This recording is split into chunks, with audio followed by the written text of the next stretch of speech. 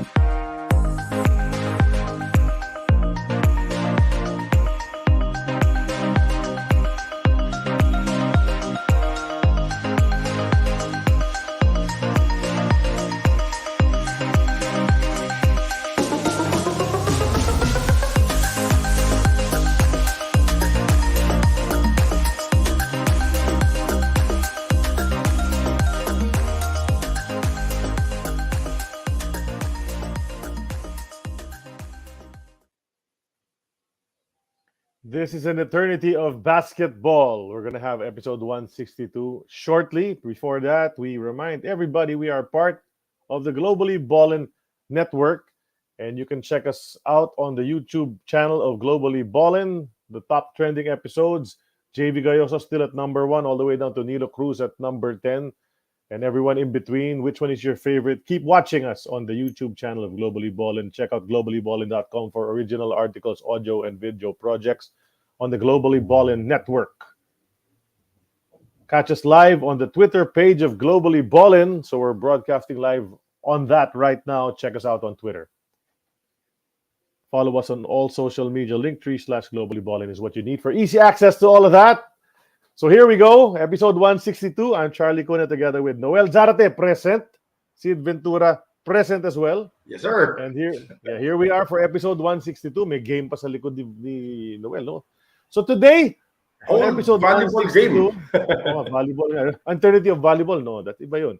So our guest for today, everybody remembers him in the early days of the PBA. There were certain imports who came back, a few times, again and again. One of them was Bernard Harris. We had him at the start of the year. Another one was Andrew Fields. We had him a couple of years way back. Yeah. Way back. And then our guest for today came back 3 years in a row. Well, came 3 years in a row. 79, 80, and 81 for 3 different teams.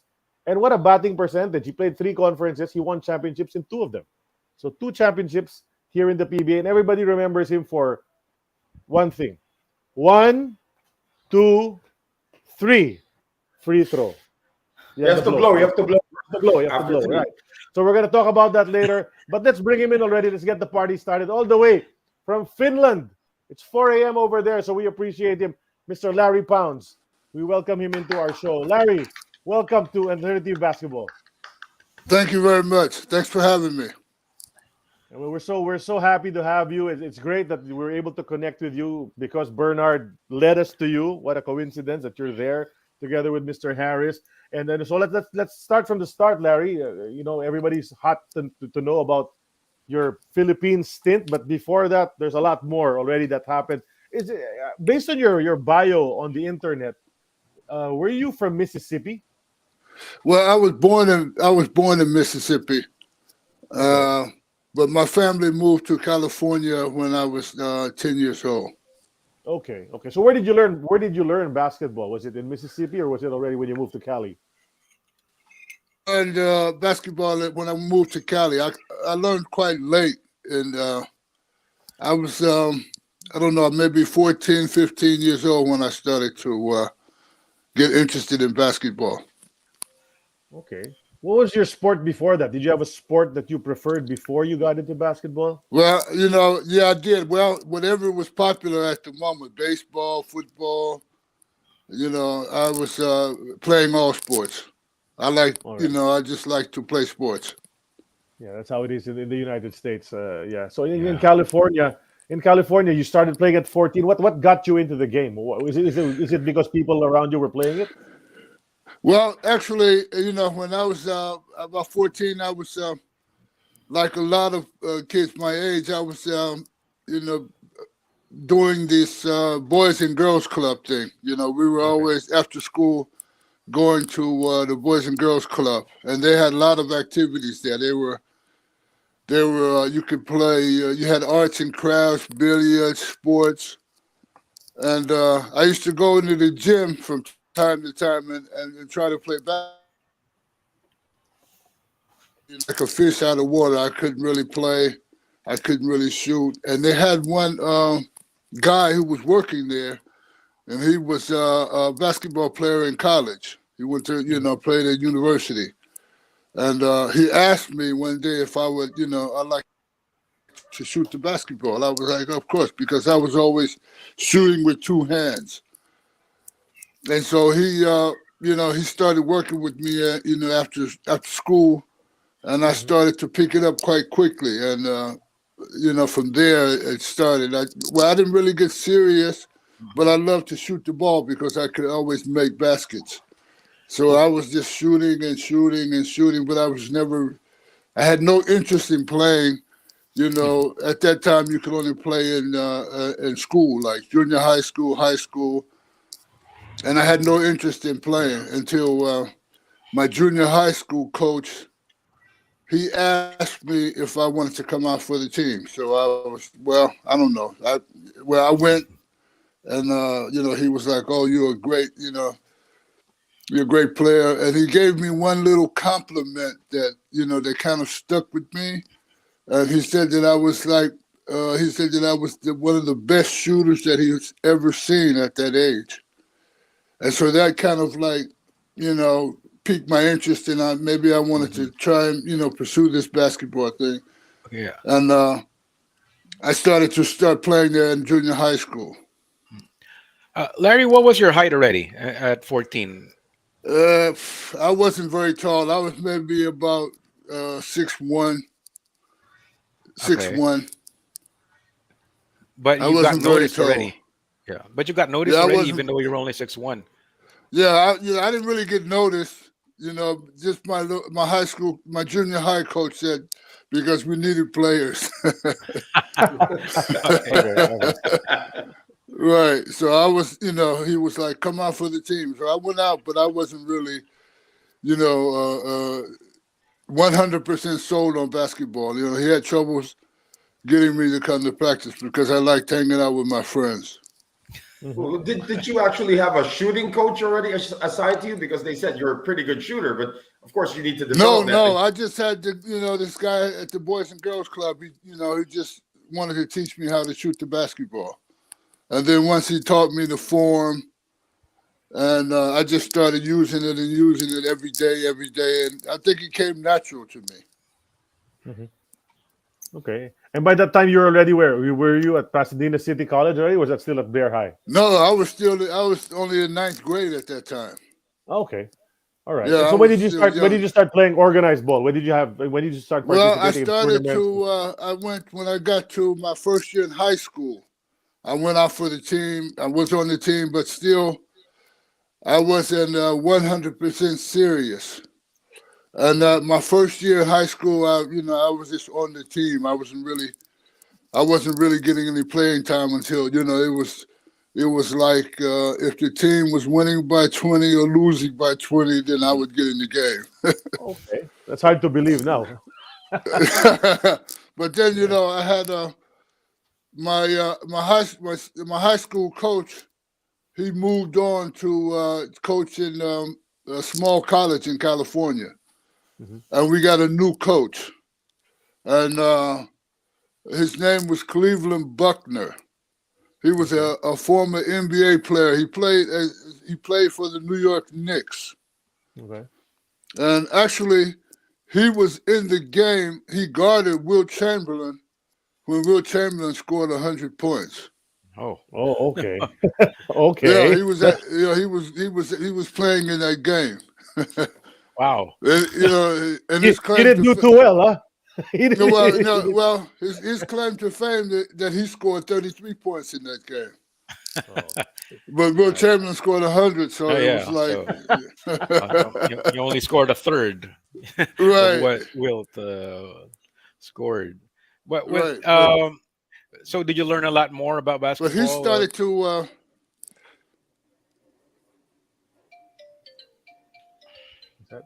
Okay.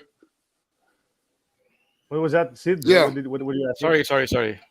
Sorry. Yeah. So did you start to learn more about basketball after you started playing for Mr. Buckner? Yes, very much. He was. I guess he really saw a little bit, a little potential in me. So he was asked me to come out, and the first time he asked me, I was like, he saw me at lunch playing around with my friends, and he asked me to come out. Hey, he saw me playing, shooting, and he was like, oh, you can play a little basketball. Why don't you come out and join the team? I was like, yo, okay, yeah. So. After normally in high school, the athletes, they have PE or physical education. It's their last period. So so you can prepare for practice in your sixth period. You can prepare for practice to go after school. So I had my last class was psychology.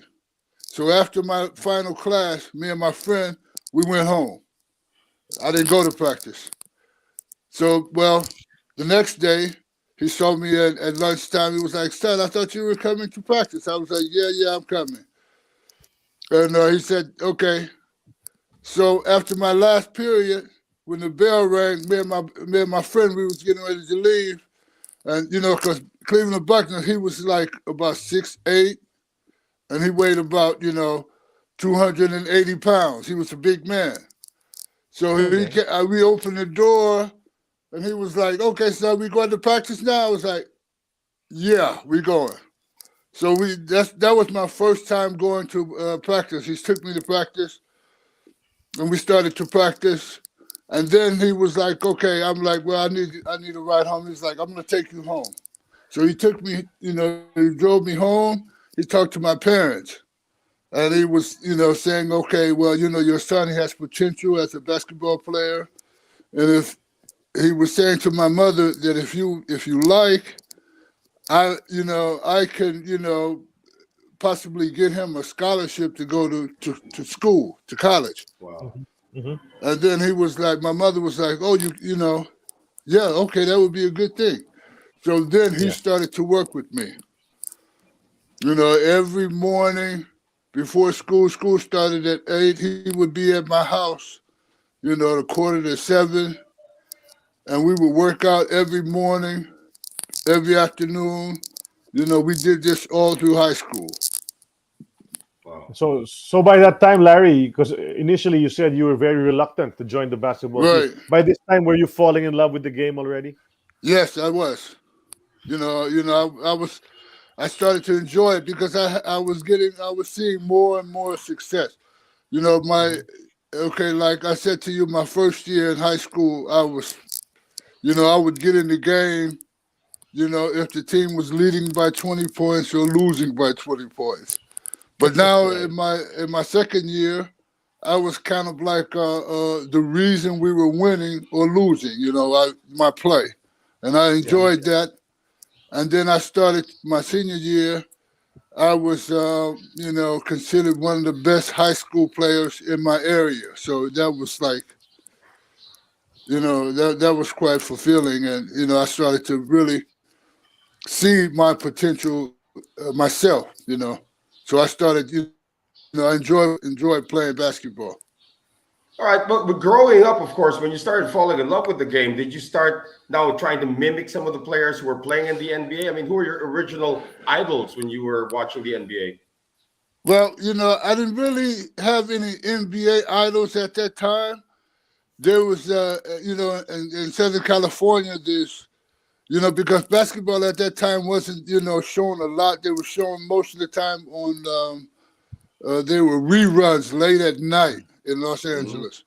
So, the player that I wanted to mimic and try to, pattern my game after was a player that played at UCLA. His name was Sidney Wicks. Oh yeah, okay. He was I wasn't that tall at that time, but I played like him. I didn't play like him. I tried to play like him. He was a player that he played for the Blazers. Yeah. Didn't he play for the Celtics too? Sidney Wicks. He transferred. I think so. He played at but his best years were with Portland. Mm-hmm.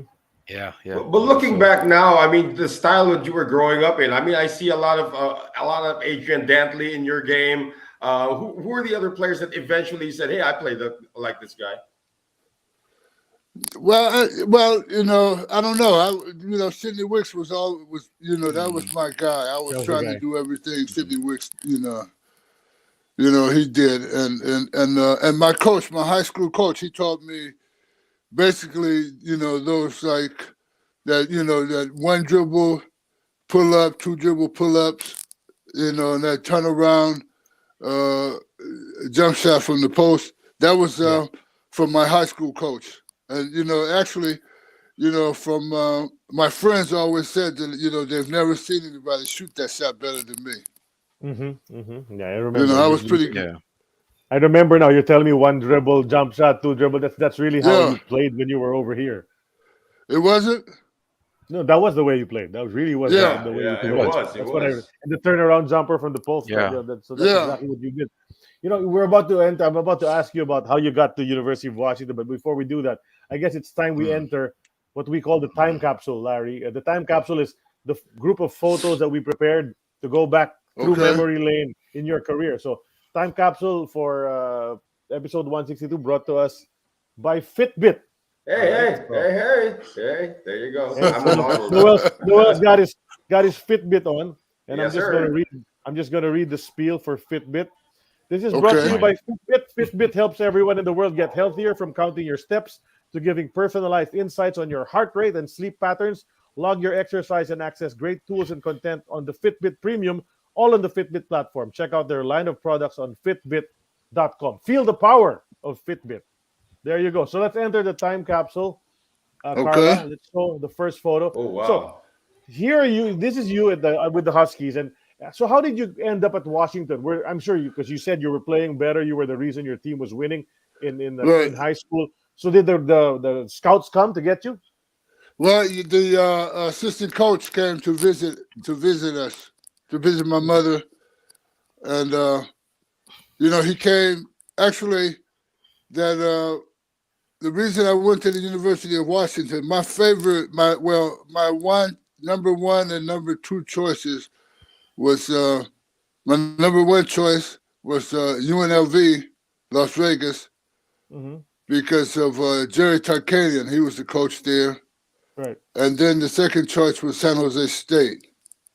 All right. And I in my mind, I was going to go to one of those two schools.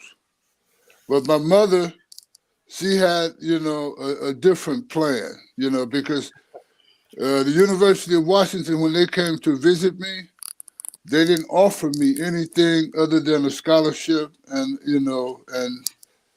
that they were going to take care of me and, to make sure, school and everything. And so, that kind of like resonated with my mother. So when I said to her that maybe I wanted to go there, she was like, no, you're not going there, because they were only talking about basketball, And so like we had a big discussion, and, and then, it was like, okay, I'm going to the University of Washington. And then, and another thing was that when I went on my visit there, my visit, the campus, beautiful. The weather was beautiful. Everything was so nice. I was like, okay. I met the players. I met some of the players. Everything was great. I was like, okay, this is a nice place. And then when I went there, my first week there, it was raining every day. Welcome to Washington State. Right, welcome to Washington. I was like, oh my God. But you stayed anyway. Yeah. Yeah, I stayed anyway. My roommate said to me at the time, I was like complaining about the weather, and he was like, Larry, I think you have to make a choice, and you have two choices to choose from. And I was like, oh, what other? He said, number one, you can transfer, or number two, you can buy an umbrella. What a guy. Yeah. I have to get an umbrella, because he said, because it rains here, Larry, it rains. I said, okay, I have to get an umbrella. Yeah. What was your when you got to college, Larry? Were you already 6'7"? Yeah, well, actually, my first 2 years when I was in junior college, I was only like maybe 6'4". And I started to grow quite late. I think that was the reason why that it was. I think I had a little advantage on bigger players, because, it was difficult when I got them leaning. I can easily get bigger players leaning so I could shoot it. And I think that was the reason that I grew quite late. So I was like, a little bit more agile than the normal guy who was like 6'8", So that's one reason I think I was, it was very difficult to guard me. Yeah, I'm checking out these photos for those who are wondering. That's Larry's number 5 on the left. On the left photo, he's Right. number 5 there on the left side. And then, is there a particular reason, Larry, that you chose number 5 as your number? Well, I don't know. That was actually number 5 was kind of like I don't know. That was a number that that always, like, like when I was in high school, I think I was 41. So I couldn't get 41. So, I got 4 plus 1 is 5. Right. So then when I came to, like, I've always tried to be something with 5 in it, like 41, 14. I don't remember my number, and I think 25. You were 25 here. Right. 25. You're 25 here. 25 over here. And just for everyone's information, the tall guy in the middle, that's the Buddha man. The Buddha man. Right. James Edwards. Right. James Exactly. Edwards, who played for the Pistons, the Lakers, etc., etc. Lakers, Pistons, the Bulls. Bulls, The Bulls, Yeah. the Suns. Chicago Bulls. Mhm. Yeah. And I this agree. guy, Yeah, who's this that? guy on the right here, who's reaching for the ball, Mm-hmm. his name was Clarence Ramsey. Mhm, yeah. Yeah, he was Clarence Ramsey was he was my closest friend there on the team, and he was the best shooter I've ever seen. Yeah, you guys led the team in scoring, you and he, right? Yeah. Both about 16 points a game, the two of you, 1973. Yeah. Yeah, I just need to ask, because I know we're gonna get there anyway, but I'm just gonna cut to the chase right now. The free throws, Larry, tell us about that, because you became very popular with the free throws because you will only shoot it the same way. You dribble 3 times, take a big blow, and then just shoot it. I mean, how did you develop that free throw and it became so iconic in the Philippines? I don't understand why it became so iconic, but the reason I did that, it was I had a progression in my mind that I always went through. It was like 1, 2, 3, then I would take a deep breath, and then I would make this sound like a swish. Uh-huh. You know, so that was like that was like something like a confidence builder or something that I did to, take all the pressure. So it didn't matter the score of the game or the pressure of the free throw. That was my mindset every time I went to the free throw line. It was like 1, 2, 3, swish. So that was Exactly like that. That was my mindset. I did that in my entire career because that way, because people were always saying you're never nervous at the free throw line. I was like, well, I don't know why. I think that because of that was a routine that I had. I never thought about the score. I never thought about anything other than that routine when I went to the free throw line. But did you start getting conscious when people started counting with you? Yeah, I did. That makes you nervous. Did that happen anywhere else in the world, Larry, or just here in the Philippines? No, just it here? didn't. Yeah, just in the Philippines. I don't understand how that that caught on there. Because we remember that you could hear it on TV. 1, 2, 3. It became a thing there. I don't know why. Just one crazy guy probably started counting and the rest of right. That's usually the way it happened. It's interesting that one of my friends that played with me, because I did that here in Finland. I did the same thing. That was my routine. And, and he said to me, have you ever noticed that when you're shooting free throws, nobody in the audience says not one word? Like no one is breathing. They're just waiting. I was like, no, I haven't noticed that. He's like, no one says anything, at home. No one says anything. I was like, oh, I don't even, I'm just so focused on my routine. Yeah, you mesmerize them with your routine. Well, it's all about repetition anyway, right? Hey, Larry, there's a former teammate of yours from Royal Tru-Orange, Ramon Dizon, saying hi. You see the comment at the bottom? Hello, Larry. Right, yeah, I Dizon see that. Here. Mm-hmm. Yeah, I see it. He was one of your point guards when you played for Royal Tru-Orange. Right. Okay. The one really that I remember was Jho Jho. That's with Teflon, yeah. Jho Jho de Guzman. Yeah. Mm-hmm. He was playing for Teflon? Yeah, you played with Jho Jho in Teflon, not in Royal Tru-Orange. Your point guards in Royal Tru-Orange were Yo-Yo Martirez. Okay, it's Yo-Yo then. It was Yo-Yo. Yo-Yo. Yeah, Yo-Yo Martirez and Yo-Yo was that guy. Yo-Yo was so fast. He was lightning quick. He was a very small point guard, but he was so fast that no one, and a very good passer. I think that was the reason I was able to score a lot of points there because he was so fast and he was a very good passer. Yeah, and a very funny guy. He went on to have a career in movies and TV. Is that right? As a comedian. Yeah. As a comedian. Yeah. He became a comedian. Is that right? And then he became a politician. Yeah. Is that right? Yeah. He's a city councilor now. This guy, Jaworski, was he a politician also? Yeah, he became a senator. He was a senator. Okay. Yeah. Okay. Yeah. I guess we're going to see all those photos in just a bit. Yeah. We'll see those photos of them later. Yeah. So Larry, here at the University of Washington, you got to play against top-notch competition. I mean, you're in a pretty good conference. You're playing against some of the best guys in the world.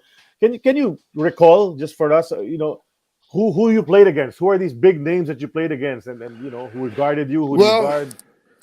Okay, well, of course, UCLA was in our conference, and at the time, UCLA was the number one university in college basketball. They were winning championships. That's when John Wooding was coaching. Mm-hmm. Mm-hmm. And another story, that I forgot to mention, that one of the reasons also that I went to the University of Washington was that John Wooden, when I was in high school, he came to watch my team play, right? Mm-hmm. And we were like, in Southern California, we were ranked like number 14 in the state. And we thought we were pretty good. So we were playing now against a high school, Glendale Hoover. They were like not a great team. we could play very badly and still beat them by 20 points. So we were playing them, and we played badly. We were playing clowning around, and but we still won by like 15 points. And so after the game, my coach told me, he was like, Larry, John Wooden was at the game. I was like, oh yeah. He said he don't want anybody from our team. I was like, what? Yeah, he said, because you don't, you guys are not, you don't take every game seriously. Okay. And then, and so I had, from that point, I was like, I'm going to a school in the Pac-10 and I'm going to beat John Wooden. That was my goal at that point. Wow. All right. So that was one reason, because, my choices in the Pac-10 was Oregon, Oregon State, and Washington. Uh-huh. USC was like a possibility, but at that time they had their, they had like all conference big guys. So I was like, it would be more difficult to go there, and they had established guys. So I went to the University of Washington, and the first time we played against UCLA, it was a night. It was a nightmare. The score. It was our first time. It was at home. UCLA had this. They were known for this full court press.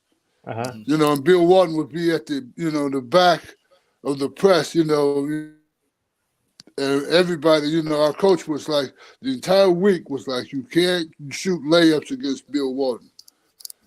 So before, in the first like 6-7 minutes, before we could get the ball across half court, the score, I'm talking about getting the ball across half court.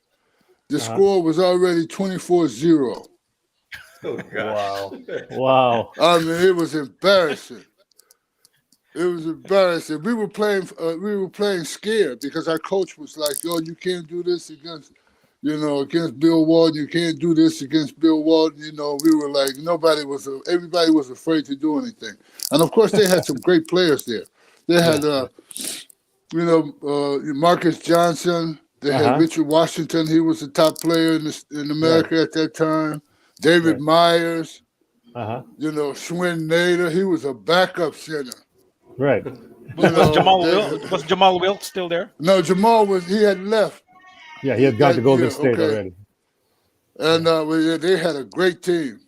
But, we were playing scared. So, but the following year, so then the second time we played them, I had, we were playing in California. So you're like, my parents are coming to the game.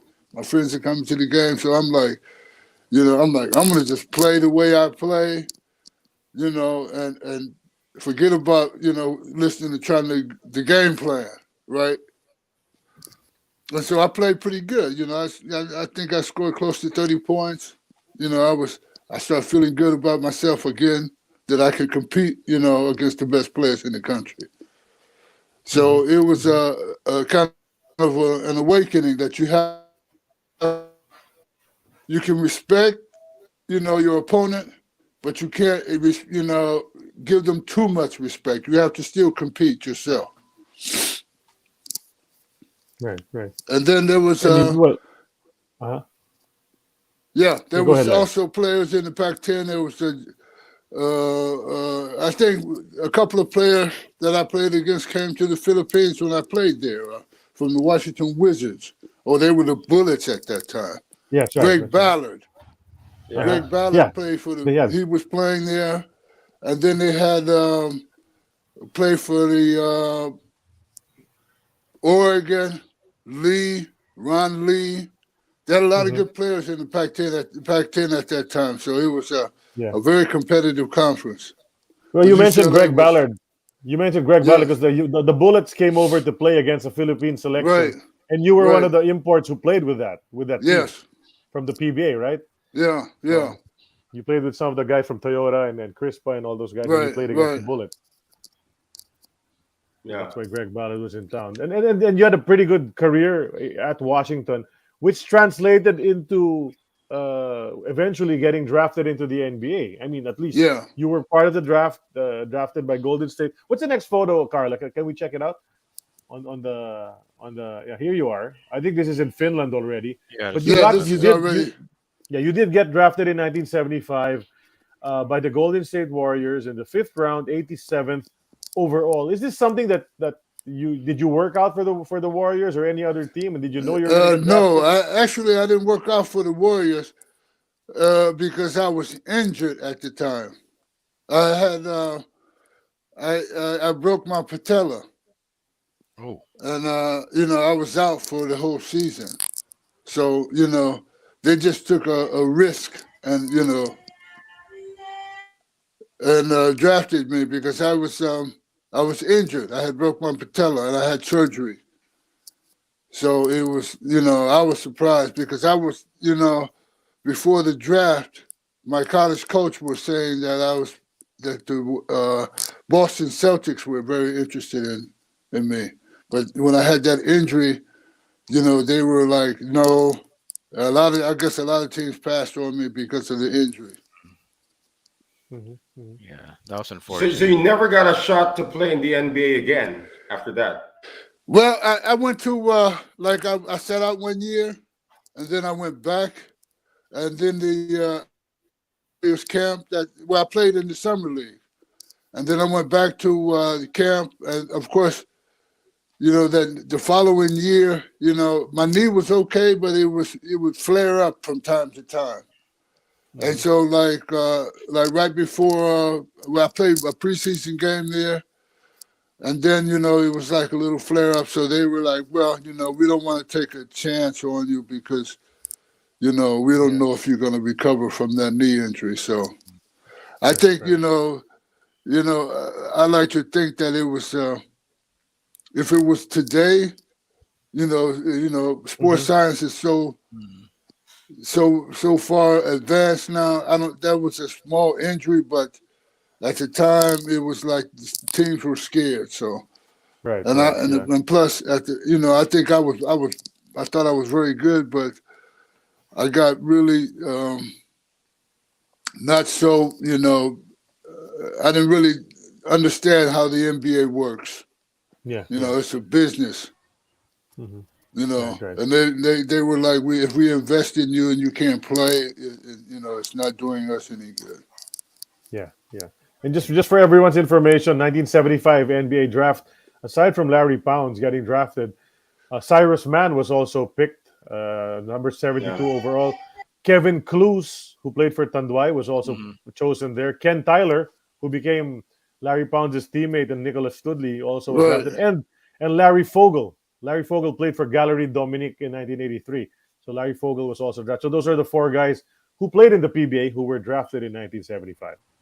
What did the injury Okay. do to your psyche, though, Larry? I mean, for a lot of players, getting injured is nothing. I'm gonna bounce back, but for some, it really affects them for like their entire, especially you being a young guy. So, what was that like for you?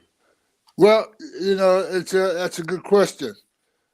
After that injury, I was, because before that injury, I was training like mad. I was in tip top shape. I was probably the best shape of my life.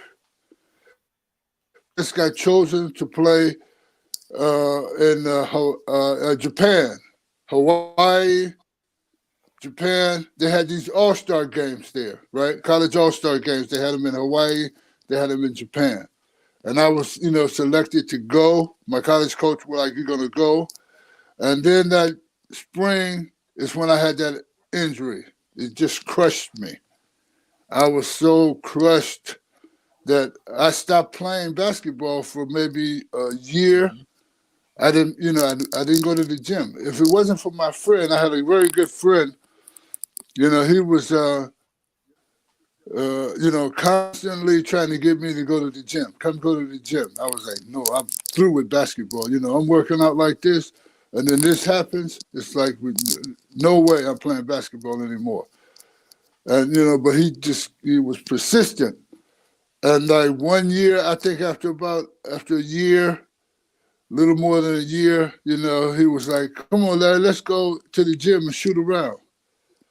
And then I was like, "Okay, let's go." So we went to the gym with just shooting and playing around, and then it kind of like came back a little bit. The good feeling and the joy I had playing basketball. It came back, and then I started to, I started playing again. But during that 1 year, it was very difficult. When you Did you started get an playing operation? again? Yeah, sorry. When Yes, you I started got an playing again, was operation. it the same? Was it the same Larry Powell's, or did you sort of lose a step a bit? Well, of course, it took me a while. In the beginning, it was a little bit slow, but it took me a while before I got back. And then, after I had, it's all about this trust in your body at that point. You can get back and, physically you feel good. You can, you're lifting weights, you're training, and you feel like both legs are the same. But it's a trust that you have to get in your body that, you can do the same that you were doing before, without thinking. And once that happens, it's always one little movement that turns around, and then you were like, oh, this is okay now. And then you get, you slowly get back. But it's the trust that you have to get back to put in, trust in your body that you can still do what you did before. Uh-huh. Yeah. How did you find your way to Finland though, Larry? Well, how did I find my way to Finland? Uh-huh. Well, when I was in camp with there was in California, Northern California, and he approached me after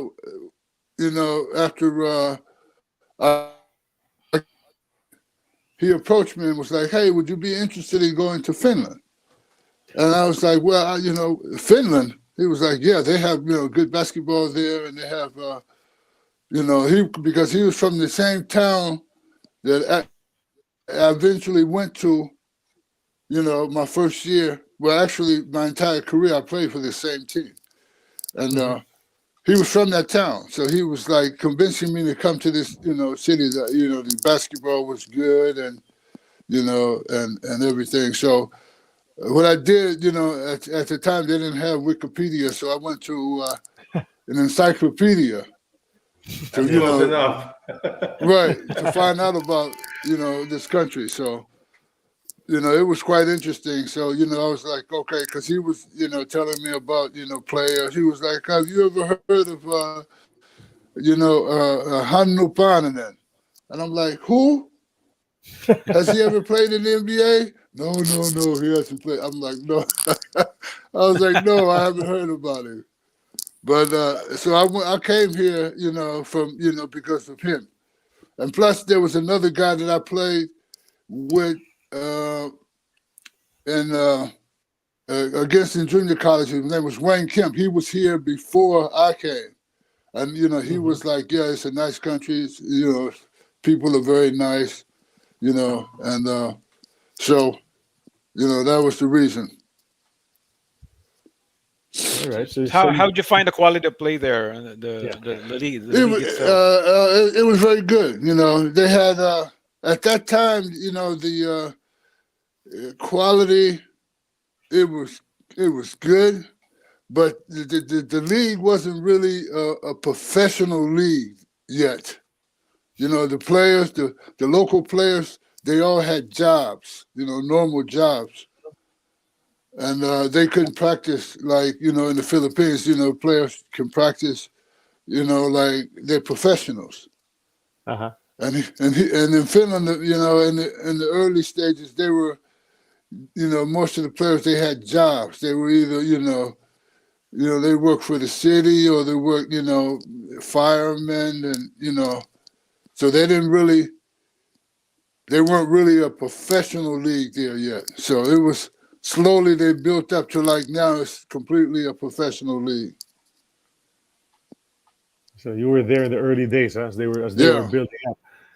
But then, so you're playing in Finland, and then how many points are you scoring every game there, Larry? Well, my first year, I think I was averaging about 37. Okay. And then after that, I was averaging, once you get, teams are familiar with you. They know what you can do. So after that, I started to, I was scoring about 30 points, 30 points per game. Yeah, You know, not too bad. Not too So bad. it's down. It was I down had to to pass 30. the. I had to pass the ball a little bit more. just to make everybody happy. Yeah, but yeah. Yeah. So you have a live contract. You're playing for KTP Kotka in Finland. Did they put you up in your own apartment? Did they pay for that, or did you have to look for your own board and lodging? Well, no, when you play here in Europe, you get a place to stay. You get a car. Nice. And it's not like the Philippines. You can drive your own car. In the Philippines, before I went to the Philippines, I thought that I could drive anywhere. I'm like, I can drive anywhere. But when I came to the Philippines, I realized that I can't drive anywhere because You need I the knew I driver over couldn't here. drive. I couldn't drive in the Philippines. I was like, oh no, I'm not going to even attempt to drive here. It's At worse least it's now. 1 year now. It's worse now, like It's 100 worse times. now. Is it? Yeah. Oh man. Never got better. So, so you have a live contract with KTP Kotka. Then eventually you came to the Philippines. Was that in the off season of the Finnish league? Yeah. Well, actually, when I came to the Philippines, I was like, I was looking for a change. I had played here already 2 years, so I was looking for a change, and so I went to the. They have, as a matter of fact, I don't remember if you remember a guy who played. I can't remember what he played for. Maybe he played for Crespa. His name was Bobby Taylor. Mm-hmm, mm-hmm. Big guy, big hands. He used to just like to dunk. He's about 6'9", Bobby Taylor, and he had said to his agent that I was interested in. So that's how I got to roll Tru-Orange. But after I got there, my first week, then I think Crespa, they sent. I think he was playing for Crespa. They sent him home. Maybe because of Cyrus Vance, he came like later. And I was like, oh my God, they sent Bobby home. I don't know anybody here, but I had met, Otto was there at that time. Had you ever heard of the Philippines before it was mentioned to you? I mean, did you even know a country like the Philippines ever existed? Yes, I did. I mean, California, there's a large Filipino community in California. Right. But did you ever think that basketball would be so big in the Philippines that when you got here, it's like a religion? No. Well, not for one reason only. That was because most of the Filipinos that I knew, they weren't very tall. So, but they were like 6'4". We had players on our team, they were 6'4", 6'5". So, they weren't so tall, but like 7-footers. They didn't have a lot of 7-footers, but they were quite tall. Uh-huh. We're looking at your photos from this. This is still in Finland. So you won championships apparently because you're holding up that trophy. Yeah. Well, actually, I won 4 championships in Finland. Right. And you're wearing your number 14, as you mentioned earlier, 1+4. Right. 1+4. Yeah. So you came to the Philippines. I mean, Royal Tru-Orange contacted you and put you on a plane to get to come over. Right. Okay. What were your expectations? Well, actually, I didn't have any expectations. We got here, we played okay, and what happened? This picture here, there's Otto Moore in this picture here. Yeah. And Otto Moore was because he played in the NBA, I think 12 years, something like that. Right. He was very interested. He was very instrumental in my growth as a basketball player. I used to think, because, up until that point, I was always living with this thing that I was a good shooter, because this was always in my head that I could shoot the ball. And we were playing, I can't remember the team we were playing against, but we were losing. and I was shooting very badly.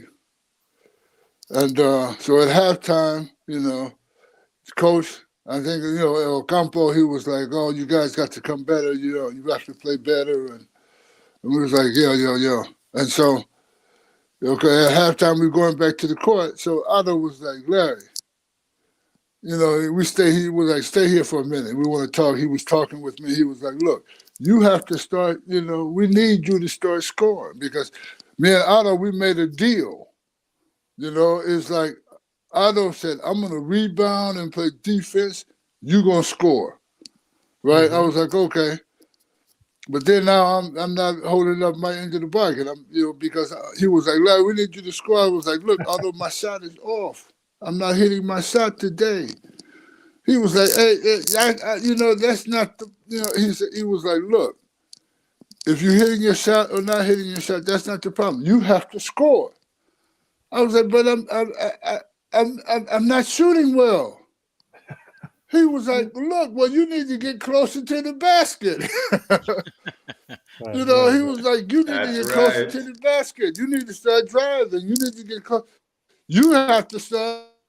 And I was like, so Otto was like, you have to score. You can't just be a shooter. You have to be a scorer. And that was like a really a change in my game, because I started to, like, if my shot wasn't going, then I was driving more to the basket, because I realized that I had to score points every night, not just, if I'm shooting well, score a lot of points. Yeah, so and not just 10 points, Larry. You need to score 40 points, right? And then you need to get to the free throw line and they start counting your dribbles. Right. Exactly. Yeah. You have to get to the line so you can do the free throw. Do you remember on the left, Larry, there's a caption, "All eyes on the Pounds Fernandez personal duel." Do you remember this player, Fernandez? Yeah. Did he play for Crespa? Toyota. Toyota, You guys played him in the okay, finals. Toyota. Yeah, you played him in the finals. That's why he guarded you in the finals. Yeah. I remember him. He was about 6'4". But he was a tall. I remember him. Quite thin. Yeah, I remember him. I remember him. Yeah, he was about 160 pounds. Yeah, because he was really thin. He was so thin. Yeah, back he was then. thin. Yeah. But he But could what was move it very like well. going up against? He eventually, when you left, well, I don't know if you actually made. He actually won 4 MVP awards. First one was in '82. Yeah. And first he became the best player ever in the PBA. Yeah, he is one of the best players ever, if not the best player ever. So what was it like going up against the prime Ramon Fernandez when you were here? Well, I think maybe it was, for me, maybe it was, that his success came a little bit later, because, my goal, I was like singularly focused on my job. So I didn't really, Edo Campo, he didn't really tell me about the players, who I was playing against. So I was just, we had a chance to win. And I think that game came down to the last shot of the game. Yeah. The finals. Championship, yeah.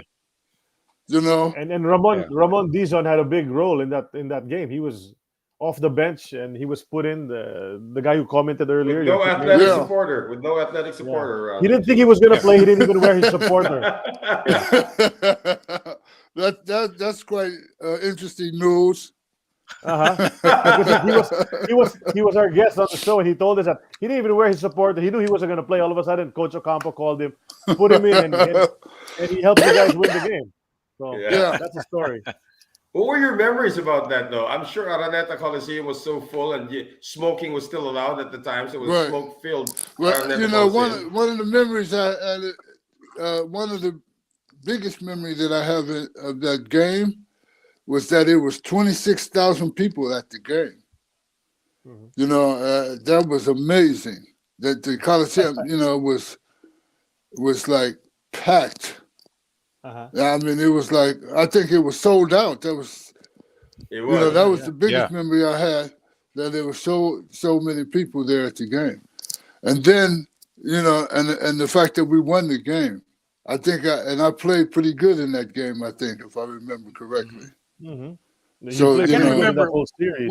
Was it Larry or Otto who hit the go-ahead basket bank I think it shot? was I remember Larry. something.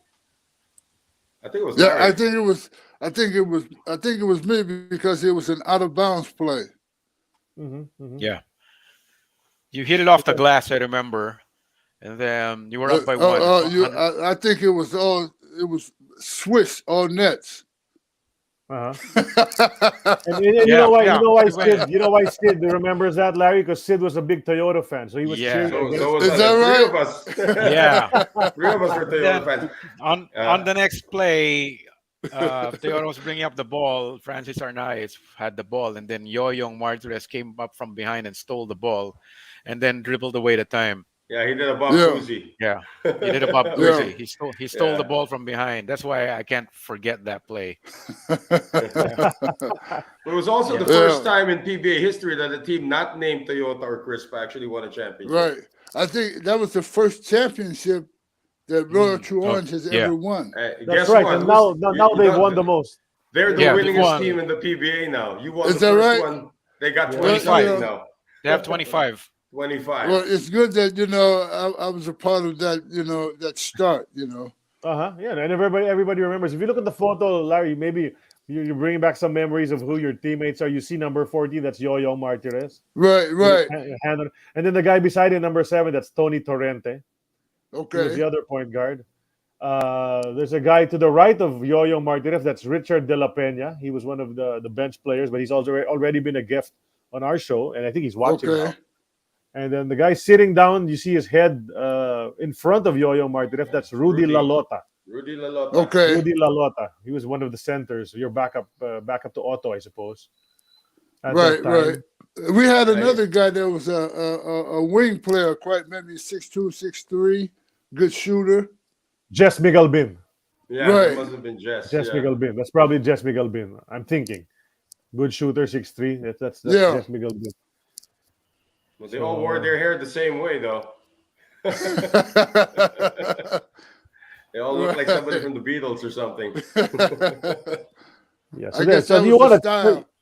You guys were the underdogs, Larry, because Toyota, of course, was the Yeah. favored team. They're one of the best teams ever in the PBA, and then you guys were Right. able to upset them, and you played against some great imports as well on the other side. What do you remember from that series? Before we take a short break, our halftime break.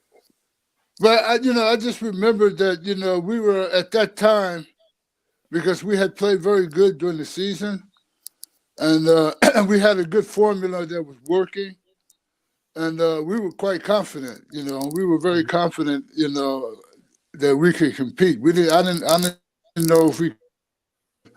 And until we won our first game, we was like, okay, well, we can win this. Yeah. And that's all I remember. That it was, we were very confident that we can, we could succeed because Otto was very good. Otto was a very good defensive player.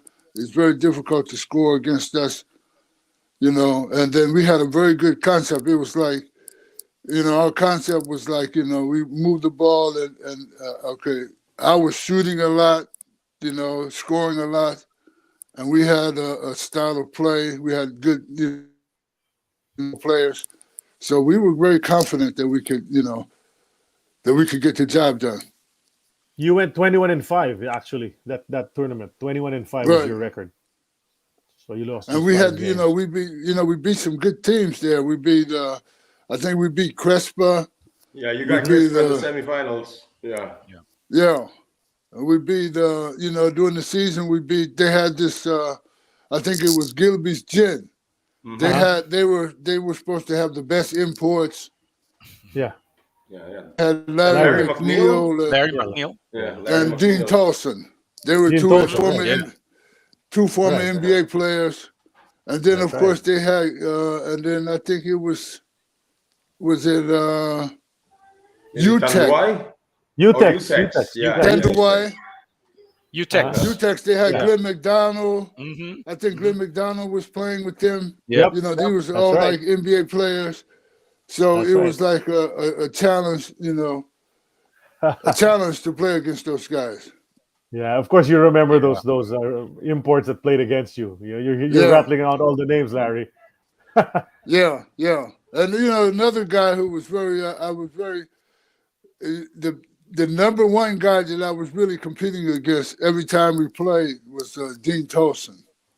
He was talking the most trash. Yeah. Oh yeah, he talks a lot of that. He was our guest as well, and he was funny to have on the show, man. He was He's still talking trash. he's still talking trash. He's the character, Dino. Yeah, Dino. He was he's talking writing a book. He's writing a Is book that now about his story. Yeah. Okay, So- because I remember he was when I was at the University of Washington, he was playing with the Seattle Supersonics. Right. That's right. And so we met in the in the gym at the University of Washington. He came to work out, and me and my friend was working out there. And so he was like, "Okay, let's play 2-on-2." I was like, I'm like, no. And then he talked so much trash that okay, let's play. And so we were playing. And it was like, I don't know if you guys remember, but I was that type of player that, like if my shot starts to fall, then I was real good. Yeah. And so we were playing against him, and then my roommate was like, "Look, Larry, I'm gonna just pass you the ball all the time." And my shot was falling. I could make shots from everywhere, and he was like frustrated. He was frustrated. Scoring. My friend started talking a lot of trash, and it was like a big battle. So when we went to to the Philippines, he remembered that, I guess, because like right before we were going to play them, we were at breakfast. Me and Otto, and then him and Larry came to breakfast, right? And then he was like, "Yeah, Pounds, you're not going to score 50. You're not going to score 40 points tonight. You're not going to score 40 points tonight." I was like, "What are you talking about?" You know what I'm talking about. I was like, "No." Yep. Sounds like him, right? Yep. Right. So we played the game. So, after the game, I didn't score 40 points, right? So we were like, after the game, we met at I think it was a restaurant. We beat them also. We beat them. So we went to the restaurant, and so we're in the restaurant. So I saw him just sitting with Larry. I was like, I went by. I was like, "Yeah, Dean, I guess you was right. I didn't score 40 points tonight." He was like, "What?" I said, "Yeah, you were right. I didn't score 40 tonight. I scored 56." Oh, he was pissed. I can imagine. He was for sure. He was pissed. I was like, yeah, I didn't score 40 points tonight, Dean. You were right. I scored 56. But just recounting your experience, of course, playing for San Miguel, that was like the complete underdog story right there. All the championships before that were won by Chris Pantoyona. Were you oblivious about the history that you just created when you won the championship?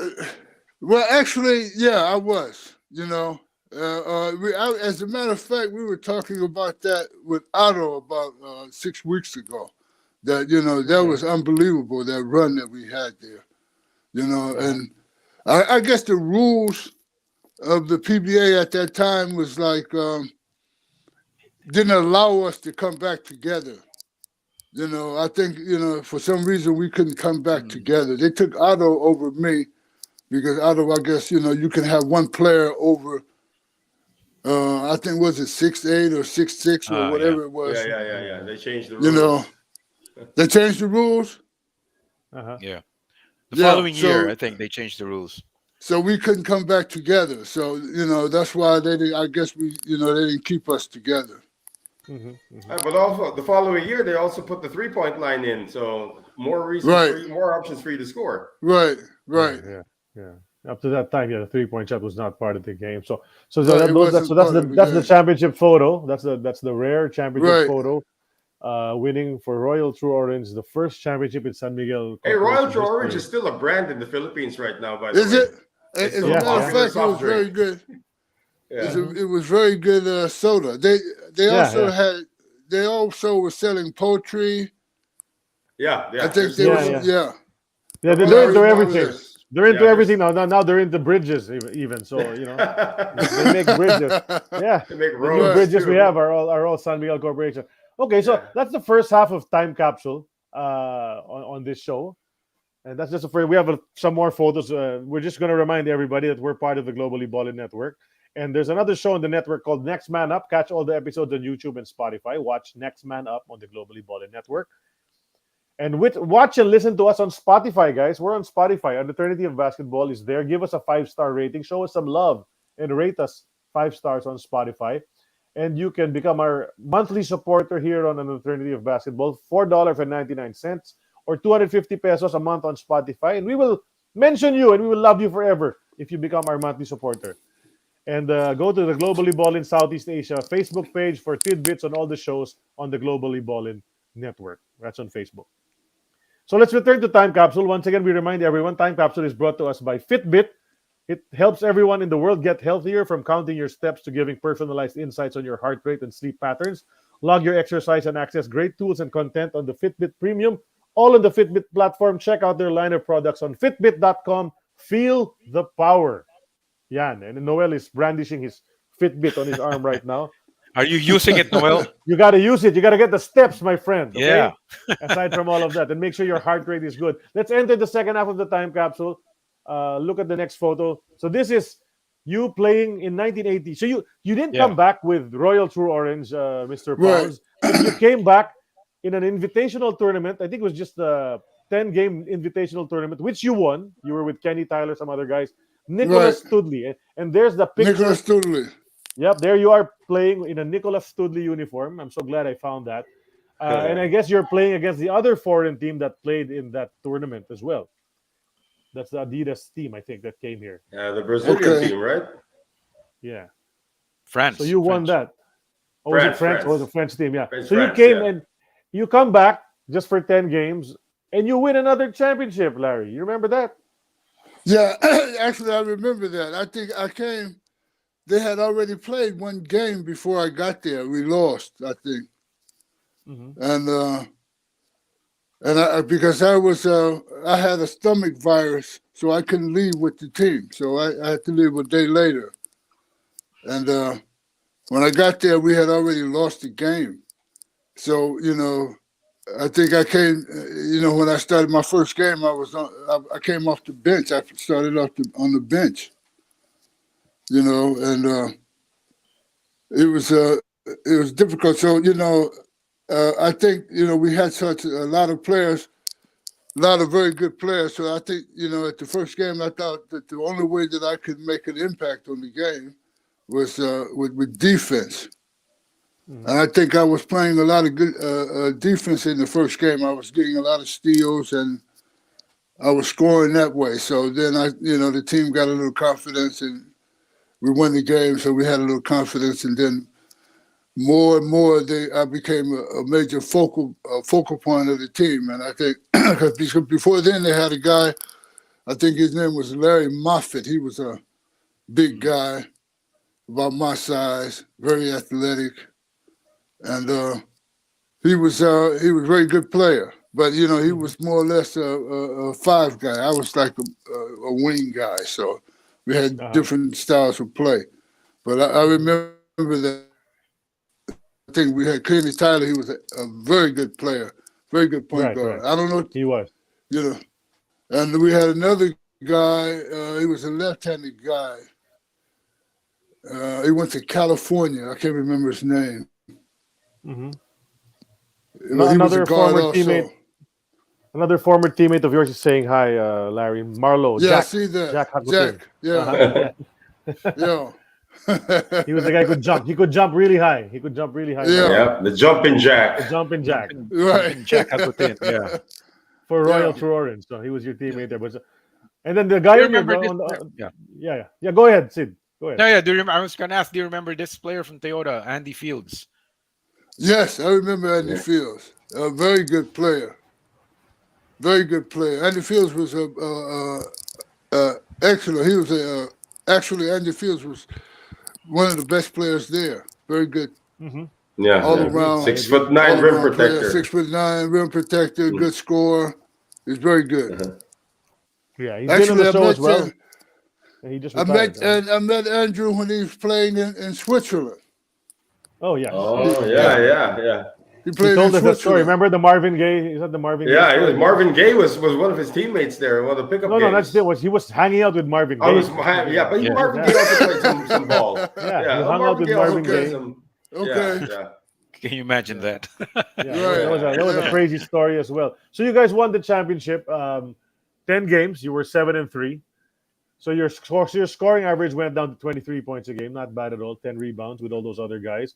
So you, second time's a charm. You had the first championship of San Miguel Corporation, and you had the first championship of a guest team in the PBA. So is that right? Firsts. Yeah, you had two firsts. I didn't know that. Mm-hmm. You're part of history twice. Right. Right. So, so that's it. That's very good to be a part of that. How is this guy Nicholas Studley? How is his brand going? Is it still available? I don't know. That's the last I heard of that. That's the last I heard about Nicholas Studley. Yeah. Right. we all know I only remember it because of that. I only remember because of you guys playing here. Right.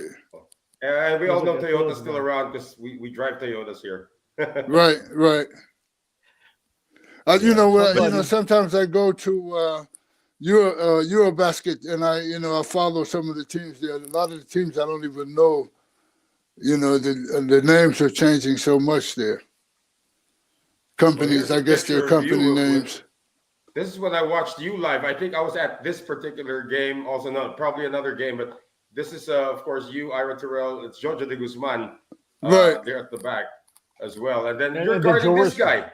This guy, Robert. Is that Jaworski?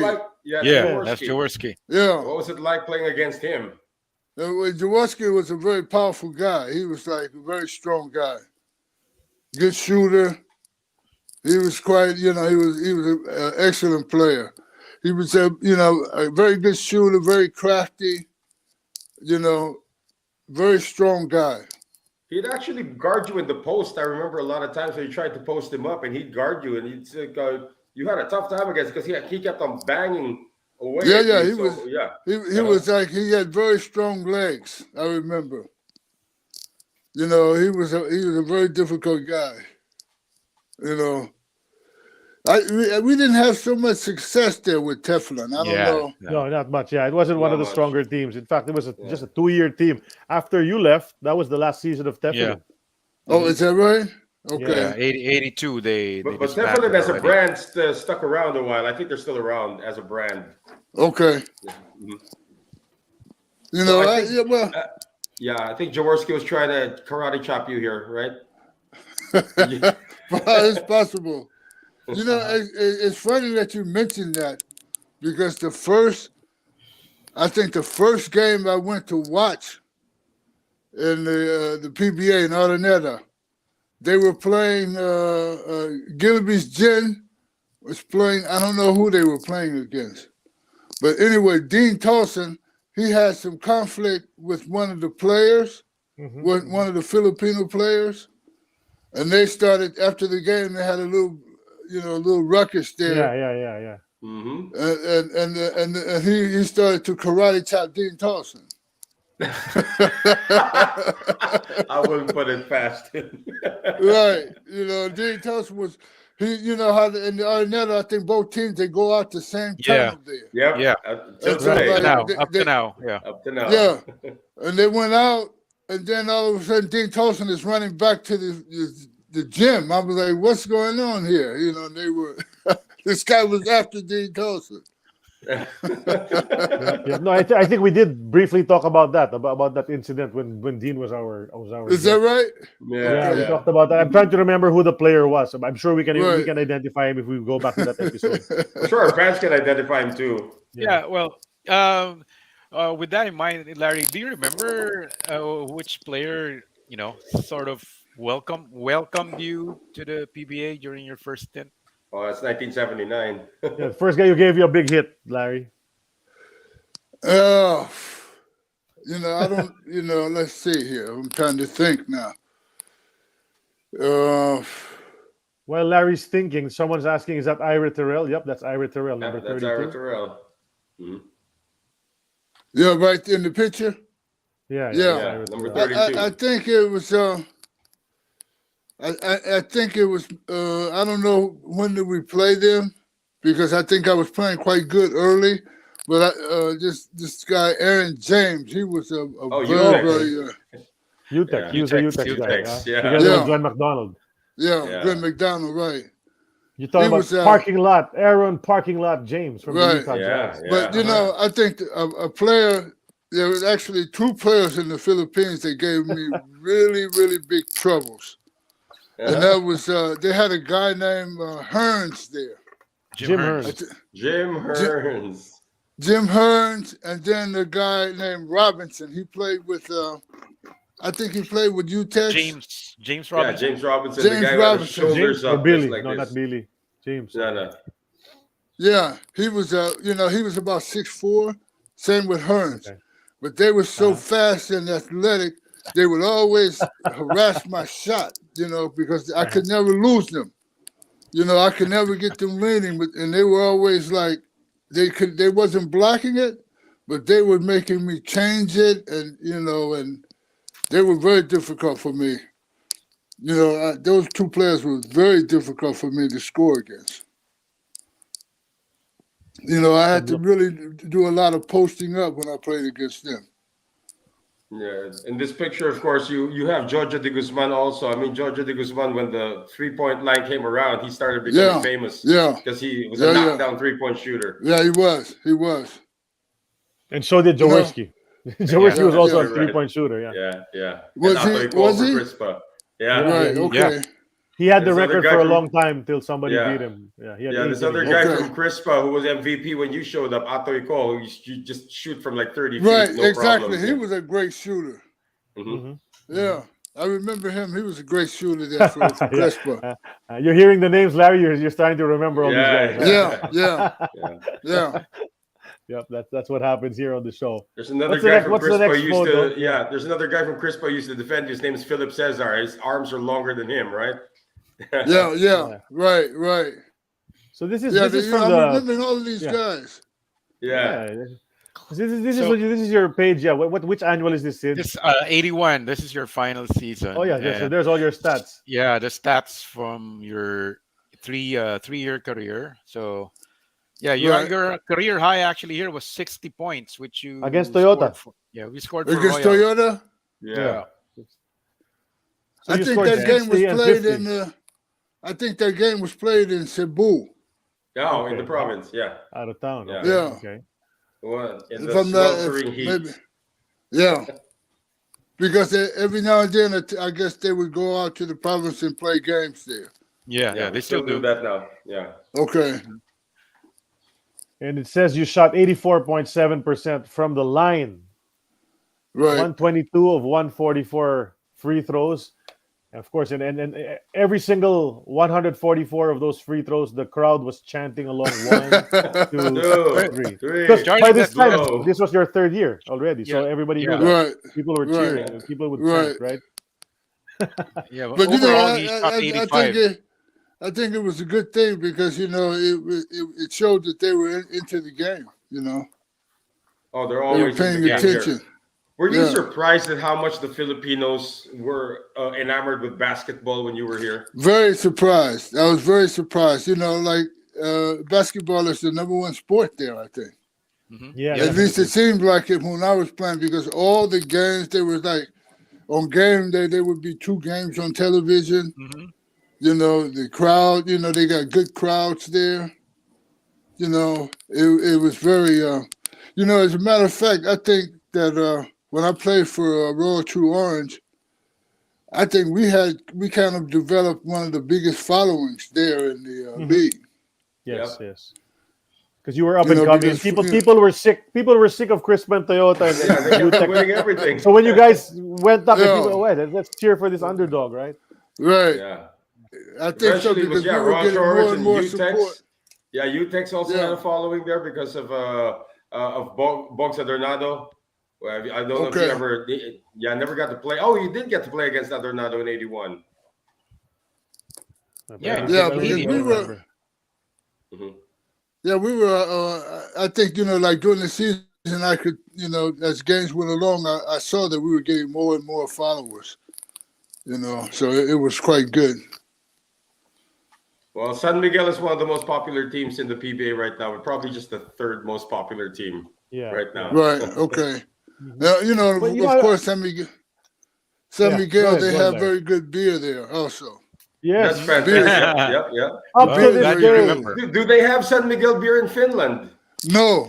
But when we go Oh, to that's too Spain, bad. I normally drink San Miguel when I go to Spain. That's the beer. Yeah. Sid and I had a couple of San Miguel beers the other night. So After the PBA game. After the PBA games, we were able to have a couple of beers. And Larry, I just have a question. I have a question. Okay. In your online, it says that your birthday is July 15, and here it says it's February 15. So which is it? Is it July or February? It's July. Okay, so that's wrong. Okay. See, look at that. That's wrong on that PBA I was annual. about to greet you advance happy birthday. I still and can. And there's a lot of mistakes. There's a lot of mistakes in these annuals through the years, but I think we Right, of course. that. Yeah. So imagine you came 3 straight years. It was after playing in Finland for 3 or 4 seasons. You come to the Philippines 3 years in a row. You find yourself here in the Philippines. You had a stint in Mexico, I think, somewhere in between all of that. But after the PBA, Larry, where did you go? I mean, what happened? What was the rest of your career like? Well, actually, like after the PBA, I went 1 year in Mexico. Mexico was it was a professional league, but travel was was difficult there. It was the traveling was difficult. You have a home stand, I think maybe 2 weeks, and then you go on the road for like 2 weeks. We were traveling around in a Winnebago, motorhome. We go to The different whole team? places. Well, we had I think we had a couple of those. Yeah. And we were traveling to all the different places that we had. We had maybe 2 weeks. We had 3 or 4 games that we go to play, and then we would come back. Travel was quite difficult there, but the mobile homes, they were quite comfortable. They were big. You had room to stretch out and stuff like that. So, but still, well, you had that choice or bus. So, yeah. I think the mobile home was. Oh, there's Rick De La Peña. He's saying hello. Right. Yeah, he's now based in Canada. Oh, is that right? Yeah, he was here recently. We saw each other over the holidays, and he's back in Canada now. His son also played in the PBA for a short while. Kelvin. That was one of your backups back then in 1979. Okay. I actually have a question, Larry. I mean, when you were in the Philippines, what places did you used to go to? I mean, when you're not playing basketball, you got to hang out somewhere. Do you still remember the name of some of the places that you went to? Well, yeah. Well, actually, the Peninsula. Manila, Still there. Yeah. Right. And then, of course, they had this, at that time, they had the, I don't know if it was the Playboy Club there. The Playboy Club in Manila, right. Yeah. Right. And, and we used to hang out there. I can't, but I went a lot to the Peninsula. That was a very nice hotel. I think the better question would be, do you remember their names? not the Playboy Club. Just the ears and the tails. That's it. It's very interesting that that the Playboy. One of the reasons I remember the Playboy Club is because when I was there, Marcus's daughter was at the club at the same time. Oh wow, the president, huh? Right, his daughter was there, and there was an incident there. Oh really? Okay. Do you recall the details of the incident? No, I don't recall. Should we talk about that now? Because the son is the president, so you might not want to hear about it. No, I don't. It wasn't with me. It was with someone else. I was just in the place, and it was very scary. That Playboy Club eventually, I think, became the popular place for imports who came after you, called the Stargazer. Yeah. Okay. At Silahis Hotel, diba? I don't know if it's exactly the same place, but that's also where the Stargazer was. Some imports who have guested on our show came later after you. Talk about Stargazer. Yeah. Okay. It was Playboy the Club. hangout. Playboy Club was also there at Silahis. Yeah, that's It was a right. disco. Yeah. Yeah, it was a disco. How about some of the That's awesome. local places besides like the hotels? I mean, did you go to like restaurants here that you remember that you actually had a good time, having the food? Well, I remember the names now. Uh-huh. As a matter of fact, there was. I used to go to the restaurants to eat with Ocampo, the coach. Yeah. Coach Ed. He Yeah. used He to knows take all the me to. restaurants. He used to take me out to a lot of the restaurants. So, but I can't remember the names. It's been such a, it's been so, Yeah, I know. 40 years. When's What the was last time you ate Filipino food? Yeah. Well, I think probably when I was in California. One of the foods that I remember, I never ate it, but it was, what is it called? This balut? Balut, yeah. Balut? You never ate it? Oh, come on. That's No. protein. I was like, how can you eat something like that? You really need the Oh. little chick. Hey, Oh, yeah, Richard's Rick- reminding Rick's- you, there's a restaurant called Eduardo's. Eduardo's in Rojas Boulevard. You guys would eat there, I guess, as a team. That's why he remembers that. Okay, Eduardo's. probably, Probably Yeah. Yeah. steaks. The food was very good in the Philippines. It more or less, it was like American food there. Yeah. Except for the balut. Except balut. Except for balut, yeah. Not the balut. Yeah. A lot of they always do that for the import until now. There's a segment. There's It's a like segment rites during of the PBA passage. games. They try to feed Yeah, the balut. it's like a and balut maybe challenge. one out of 10. 1 out of 10 maybe. The rest will say no. They'll take a bit of the soup, but they won't take the Right. I cover volleyball games here. We also do that to the girl imports. when they Is come that here. right? Yeah, they got to try the balut as well. And the girls are actually more courageous than the men. Larry, till what year did you play basketball? When did you retire? I stopped playing, I think, in '94. Oh, that's a long time. So you found after Mexico, you went back to Finland already. Is that right? Right. Yeah, I went back to Finland. And continued. I went back to Finland. Playing. Mm-hmm. Yeah, I went back to Finland in '82. Yeah, '82. And I've been playing here ever since. I met my wife here in Finland. Mm-hmm. Okay. Yeah, in '82. So I just started coming back, and you became a citizen in '87. They actually gave you citizenship in '87. Yeah. There's your family. Yeah, that's my family. Well, that's not family. all of them. I have another daughter. Uh-huh. That's my son and my oldest daughter. Did any of them get into sports? Well, actually, they did. All of my kids played basketball. Oh wow! Okay. Yeah, both of my awesome. daughters played on the women's national team. Oh, wow! Okay. And my son, he's played. He played on the same team that I played on, and now he's coaching. Wow, you're like LeBron James wants to do that now. Play with his son. But no, I didn't play. I didn't get a chance to play with. Okay, I thought you played together. Okay. Well, Jaworski did that in the Philippines. Jaworski did that. Right? They got to coach his son. Yeah, they played together. Okay. Play with Well, I his son. coached my son. I coached my son, but I never played with him. Oh, so you got into coaching as well, huh? Yeah. Yeah. Were you invited to play for the Finland national team after you became a citizen? Well, I was invited, but I was already so old that it was too late.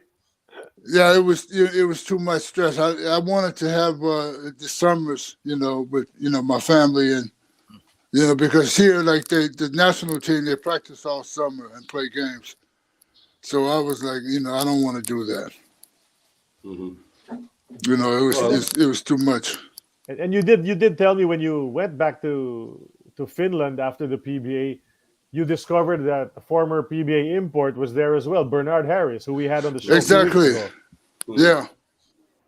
Yeah, Bernard was one of the better players here. Of course, you remember him. He was a very good player. Super nerd. Very good player, yeah.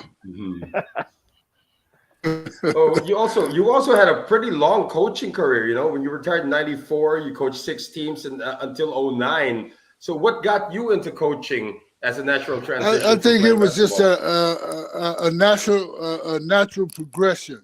You know, I was interested. Like after I retired, I coached the team that I played for a couple of years.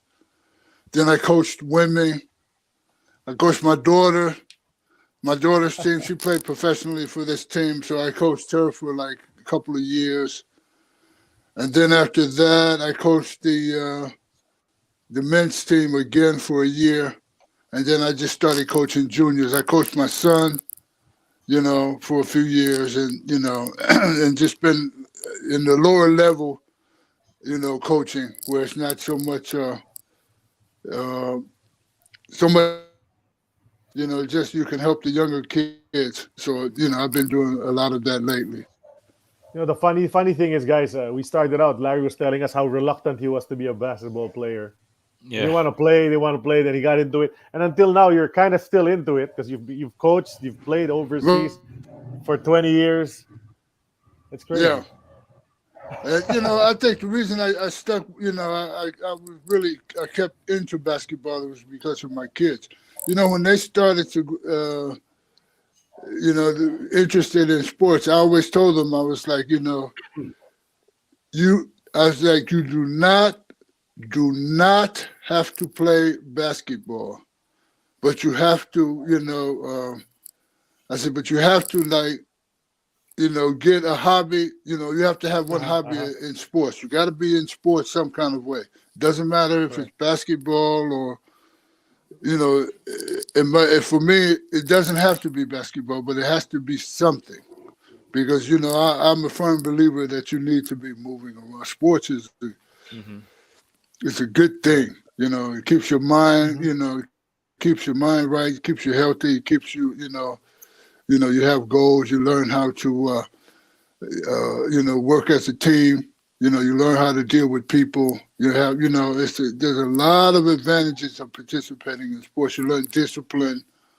You know, there's a lot of things that you learn dealing with sports. So, you know, and I think for them, you know, but my daughters, they started in gymnastics. You know, my son was playing soccer, you know, and karate, and then slowly they just, you know, they just started, I guess because they were following me always to the gym, so they just started to pick it up. Right. You know. Does anybody shoot as well as you among your kids? Well, actually, they all shoot better than I did. Oh, wow. Oh, really? Whoa. But I won't. That says a lot. That says a lot. But I won't never tell them that. They're gonna hear it now. They're gonna watch it now. They're gonna hear that. Right. That's great to hear. I mean, at least they took after you, and then they share the passion for the sport as well. It's always nice when you're all on the same page, right? Right. You know, like, you know, when I started, you know, coaching my daughter, you know, because I was, you know, coaching, sometimes you don't understand, you can't sometimes turn it off. And I was kind of like this 24/7 guy. And, you know, my daughter was like, you know, okay, well, you coach me, but when we leave the gym, you can't, you know, we got to stop talking about basketball. Yeah. You got to be daddy once again. Right. You know, so it was like, okay, you know, it was difficult for me. But, you know, I understood that, of course. Because you can't be, you know, 24/7 with this, you know. It's too much. Your daughters, Dion and Anissa, actually have their own wiki pages as well as your son Michael. So they are popular players over there. Yeah. As a matter of fact, my youngest daughter, she still plays now. Okay. Wow. You know. So there's a women's professional league there in Finland. Yes, there is. But, you know, my daughter plays in Germany. Oh. Okay. All right. Okay. She's playing in the league there in Germany. So still, the Pounds family still going strong as far as that's concerned. And how are you involved? I mean, what do you do nowadays? What keeps you busy, Larry? Well, actually, now I'm retired. Okay. Yeah, but like I help my son. My son is, like I told you earlier, my son is coaching, Uh-huh. and I help him out as a, if he has some questions, or sometimes I have to go to coach some games because he can't make it because he has a small family. I mean, well, he has small kids, I should say. So he's not able to go to all the games. So, I go to some of the games for him, and I'm still somewhat, involved, but not totally I'm not 100% involved. So Yeah, but apparently you were your very team retired your number too. yeah. Retired your jersey. Yeah, yeah. Uh-huh. Number 14. Number Larry, what do you say 14. about the state of Finnish basketball nowadays? I mean, of course, Markkanen has just been named Yeah, an Laurie all-star. Markkinen. Yeah. Right. He's probably the best player to come out of that country. But yeah, how far along has Finland developed in terms of European basketball? Well, I think they're coming, they're doing very well. I think in the last 5 years, maybe a little longer, maybe 8 years, they've been developing a lot of players. They had, of course, I don't know if you remember this guy named Hanno Mörtälä. He was the first Yes, Finnish guy Hanno to play. Mörtälä, yeah. Right. He was right. the first Finnish guy to play in the NBA. And then after him, they had a guard named Petri Koponen, got drafted by the Portland Trailblazers. He never played, though. But, he played. He had a long career in Europe. He played in Barcelona, in Russia, and, in Germany. Had a long career. They have a lot of players now playing in Europe, some of the top leagues in Europe. So the game is really progressing and getting better here. Yeah. And it's Yeah. getting very good here. And then the league here is very competitive. It's like I said, now it's I think it's 100% or maybe 90% professional here now. All the Because, players are professional. because I think Finland is already qualified for the World For Cup. the World Cup, yes. Yeah, This yeah. later For the this year, Basketball and World Cup. we're actually hosting that. Right. Here Yeah. in Well, Manila. So, actually, I was, waiting for my, I'm waiting for my plane ticket and hotel rooms and stuff. oh, you'll be here. You're coming here? No, well, Oh, we'd love You're for you to coming come. here. If you do, if you find yourself here, let us know. Oh, let us know. We're going to take No, you but- to places you've never heard of. no, actually, I thought that you guys was arranging that. Okay. That's what Only- me and Bernard, Just get here, Larry. We'll take we care were of you. talking about that. Me and Bernard was talking about that. I thought Bernard was big time. I'm sure he can pay for both of you. You guys Yeah, come well, over. We'll take care of you Yeah. here. Let's Speaking of wait and see Bernard- first, guys, because Yeah. there's the draw will be on. Yeah, we're not April sure 29th. if Finland's going to play in Yeah. Japan, Finland, Indonesia, or the Indonesia. Philippines. Right. Yeah, 3 countries are hosting. But speaking Are they of going to Bernard, play? Are they going to Huh? play those games in the Arnetta? Yeah, there some are of the some games games. in Araneta. There are some Some of games the in games. Arnetta. There's 2 other venues, so 3 venues Yeah. will be used Okay. in the Philippines. Okay. Yeah. So Yeah, we're all we'll the see. 3 of us are heavily involved in the World Cup also. So if you come Okay. over, if Finland comes here, we'll definitely see you. And You if know, I there's don't someone who Uh-huh. can send a ticket, I'll send it to you, Larry. If there's someone going to sponsor the ticket, I'll Yeah, send it. Okay. come on, guys. Good. There was I think once the last World Cup, we had China. a guy working there in the Finnish Basketball Federation. I guess he met some people from the Philippines Mhm. because they asked him about me if I'm still in Okay. Finland. Uh-huh. So, Charlie was he there in the phoned- last World Cup. Charlie was at the Charlie last was there. World I Cup. was able to Yeah. watch a couple of games there. with the Okay. Philippine team. Did you meet a Finnish guy there? No, I don't recall. I Okay. don't recall that, Larry. Yeah. Okay. But we were talking about Bernard, and like Bernard, we mentioned a few weeks ago that Bernard was inducted into the Finnish Basketball Hall of Fame. So was Larry. Right. Larry was inducted in before Bernard, because Bernard was just last year. Larry was in 2019. Of course, he had a longer career there, and he started much earlier than Bernard Right. in Finland. So congratulations for that. I mean, imagine you find yourself in the Hall of Fame. It's not the Naismith Hall of Fame in Springfield, Massachusetts. No, but it's not. it's in Finland, and I'm sure you're very proud of this as well. Of course, of course. Like when you start to play basketball or any sport, that's not your goal. Your goal is just to be the best player you can be. And then, after I finished playing, I was, very honored that, I got some recognition. So it was like, big honor that, someone thought enough that, I should be remembered as a basketball player. Yeah. Well, you've earned it throughout your entire career. You played over a decade there, probably. Yeah. And also, guy, you had a lot of championships as well. I'm just looking at your rap sheet here. You had championships in, where's that? A lot. Let me find it. There you go. Right. You were Finnish Basketball Player of the Year 3 times, 1988, 90, and 91 too. So your career actually expanded all the way until the 90s. Actually, I could only be the Finnish basketball, player of the year when I got Finnish citizenship. I played the majority. Oh, you're right. I was going to say, because that's later in your career already. Imagine how many you would have gotten if you were Finnish from the start. Yeah, but before Finnish then, from the I was start, like the foreign player of the year. Mm-hmm. Ah, okay. That's like the best import, Right, exactly. Uh-huh. Okay, that's So great. Is there another photo? Is there another photo, Carla? I think it's the Is last there one more 4 photo? championships as well in the Finnish league. 4 championships. Yeah, 88, 91, 93, and 94. Right. But so that's it. That's the end of the photos, Carla. Okay. So that was Time Capsule brought to us by Fitbit. So feel the power of Fitbit. So that's the trip down memory lane, Larry. All those photos and all the names that you've been hearing and you've been recalling some of them. So we've gone down from day one all the way to today in your basketball career. Now retired, Larry Pounds. Everybody remembers the free throws, but more than the free throws, it's the winning and the entertaining basketball that you played when you were here in the PBA, Larry. The Filipino fans remember you. In case you thought they'd forgotten, no, everybody remembers you. Now we got zillions of comments here about you. Yeah. Oh, that's good. That's good.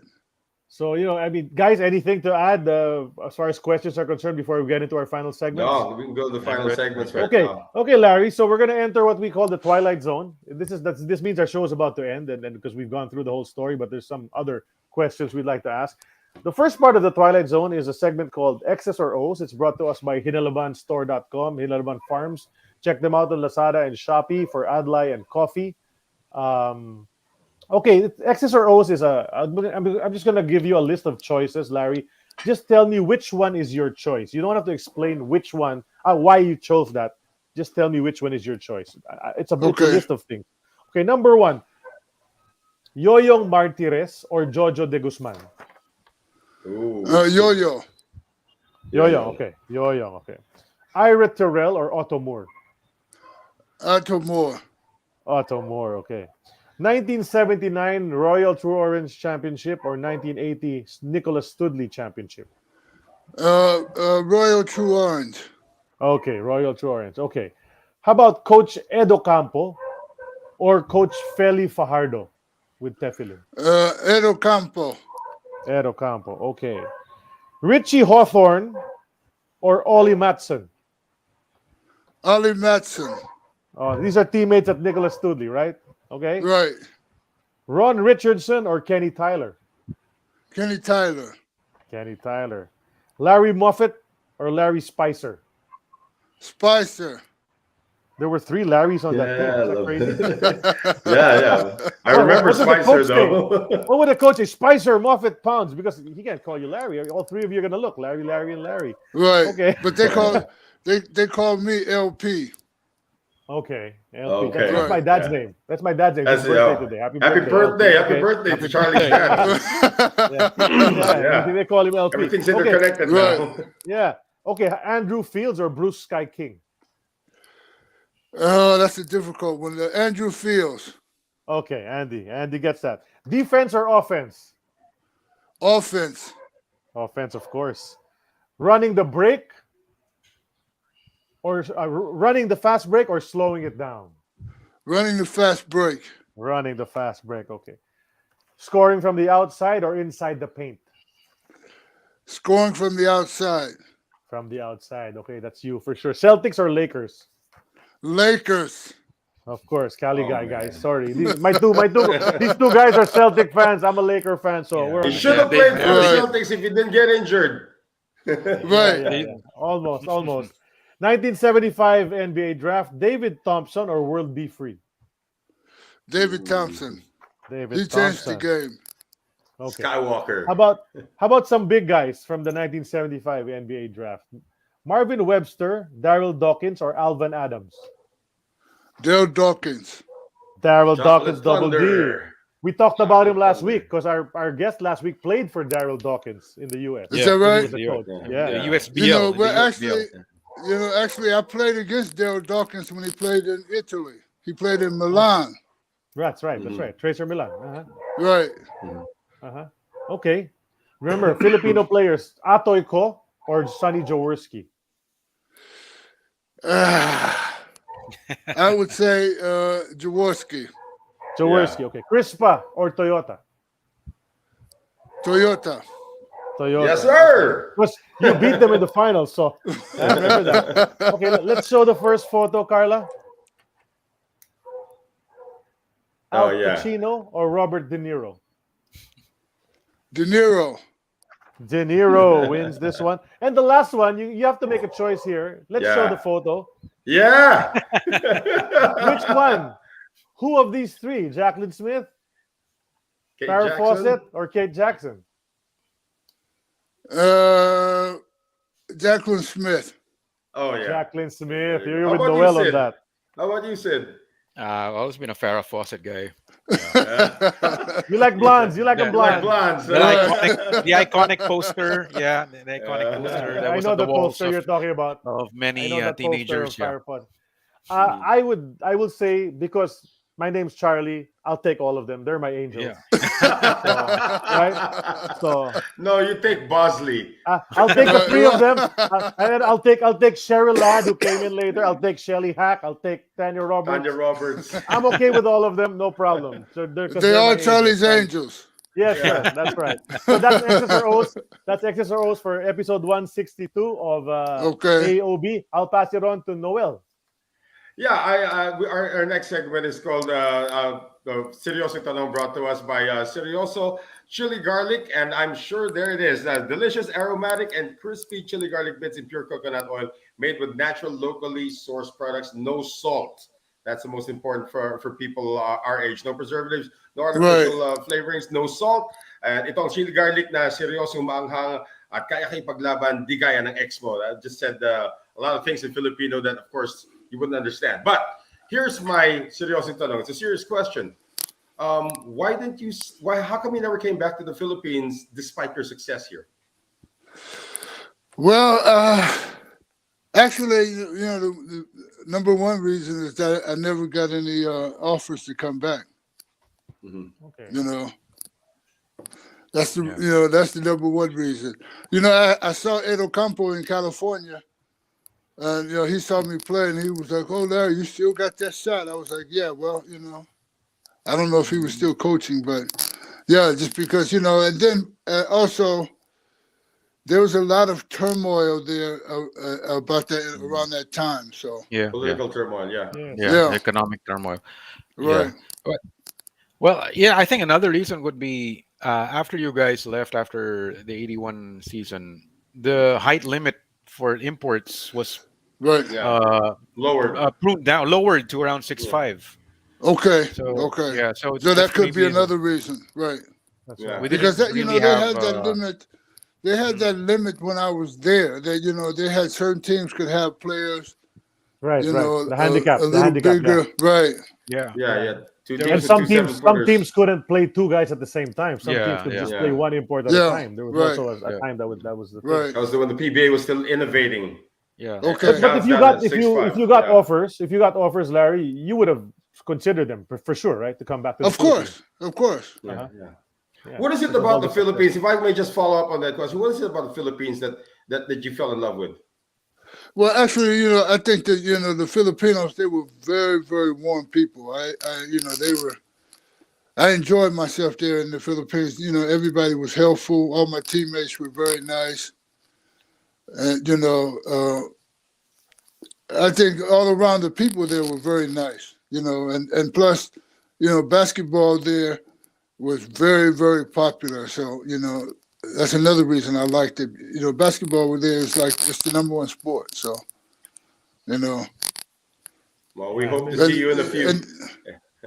Right, okay. I'm sure they were very warm and friendly, especially at the Playboy Club. Yes. No, they weren't so friendly at the Playboy Club. Oh, they weren't. Okay, they weren't. No. Okay. Those bunnies, come on, those bunnies weren't friendly. Playboy bunnies, ears and the tails, man. Come on. But see, I wasn't a real big drinker, so Okay. maybe that's the reason. Okay. Well, Okay, that's my let's seryoso tanong brought to us by seryoso chili garlic. I now pass it over to Sid. No, Sid. Okay, Larry, my question is, if you had a chance to have dinner with any basketball player, past or present, living or dead, who would it be and why? Yeah, that's a difficult question. Well, because I'm from Los Angeles, of course, my first choice would be Magic Johnson. Okay. Or Kareem Abdul-Jabbar. But I'm going to pick Bill Russell. Oh, okay. Okay. I'm going to pick Bill Russell. Awesome. Why? Why would you do that? Because, Bill Russell was, I think, he was a player that I think had to endure the most, to be a basketball player, to be a mainstream NBA player. He went through a lot because of the place he played, the success he had, and I would just like to see what really motivated and what inspired him to continue, to be a role model, because actually he's a role model to a lot of especially players my age and a little younger, because of his attitude. I remember a little quote, not a quote, but I read someplace where Bill Russell, there were players that said something to Bill Russell like, why are these players coming to the NBA, about foreign players, to the NBA? And Bill Russell said that, as you have to think about as a black man, your whole goal, your whole life, you've been a person that wanted to be included. So why would you want to exclude players or people from coming here?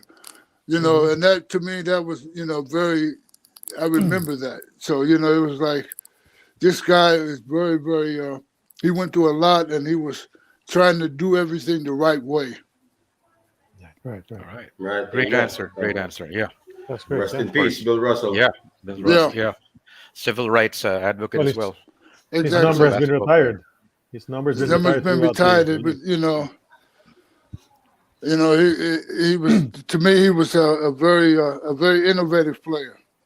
Right. I mean, as far as like how you should be as a professional player, and he was always, like you said, human rights, and he was never afraid to stand up, even in times where it was difficult. Yeah. Did you ever meet him? Because he did coach in Seattle for a bit, right? I never really had an opportunity. I've been in the same space, but I never had the opportunity really to communicate with him, to talk with him. Okay, all right. I'm sure he would have entertained you. The late great Bill Russell. Yeah. All right. Nice. That was nice. Okay, so just that one was a last great thing. answer. Yeah, one last thing. We're going to go to the last part. It's called Hello Porky. This is the greetings portion, Larry. Because this is what one of the former commentators on the PBA games would say to his son. His son's name's Porky. He would say, "Hello Porky," at the start of every coverage. So that's the name of our segment. So this is the time. You've had a long career, Larry, in basketball. I think this is the time you can acknowledge, thank, or just greet anyone you'd like to. You can do that now. Okay, I can agree with anyone Well, I have to say I would like to greet my friend that I haven't seen in 40 years, and he's from Seattle, Clarence Ramsey. And Clarence, if you ever get this message, get in touch with me. You're still one of my best friends. That's it. Yeah. You can acknowledge anyone in your basketball journey if you wish. Well, there's been a lot of people, in my basketball journey. I don't really want to, Might leave someone out, huh?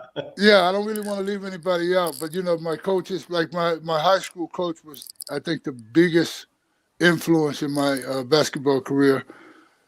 And Benny Love, who taught me how to shoot the basketball. Coach Marv Harshman, who taught me the meaning of a team, being on a team, no one is ever bigger than the team. No matter how many points you score, the team is always, the most important thing. So, Right. There's a lot of people who had a lot of, influence, who had a lot of influence in my basketball career. My coach in Finland, he was, one of the reasons I played here for so many years is that, we had a very good relationship. He trusted me as a player, as a person, so, I remember him also trusting me as a person. So, and then, of course, my family is the most important because they've always supported me, and all of, in this, you play so long here, you need support from your family. You can't do this alone. So, I just want to, thank from my family and that we're still here and still going strong. That's right. All three of them Still are playing pounding pro it. ball. Still pounding it. Yeah. Yeah. That's right. Of course, Larry Pounds, 58 games in the PBA over 3 conferences. And those were his averages. 36.3, 13.9, 3.2, and 1.2 steals with a single game high of 60 versus Toyota, the team that he chose over Crispa. So that's Larry Pounds. Right. That's the Larry Pounds story here on an Eternity But of Basketball there's episode. that 60 Right. points. I guess that, I want to say something about that 60 points. That's quite unusual because my career high in Finland was 60 points. Wow. Oh, wow. Wow. That's your number, Larry. That's your number. I couldn't break It's not 5, Larry. It's 6. Right. Awesome. So in both places, that's your career. Okay. Well, this is episode 162 of an Eternity of Basketball. It's been great talking to Larry Pounds, man. 1, 2, 3. Swish.